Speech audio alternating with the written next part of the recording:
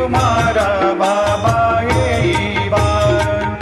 सदा सस्वरूपं चिदानन्दकन्दं जगत्सम्भवस्थानसंहारहेतुं स्वभक्तेच्छया मानुषं दर्शयन्तं नमामीश्वरं सद्गुरुं साईनाथं भवद्वान्तविध्वंसमार्तण्डमीड्यं मनोवागतीतं मुनिर्ध्यानगम्यं जगद्व्यापकं निर्मलं निर्गुणत्वां नमामीश्वरं सद्गुरुं साईनाथं भवाम्भोधिमग्नादितानां जनानां स्वपादाश्रितानां स्वभक्तिप्रियाणां समुद्धारणार्थं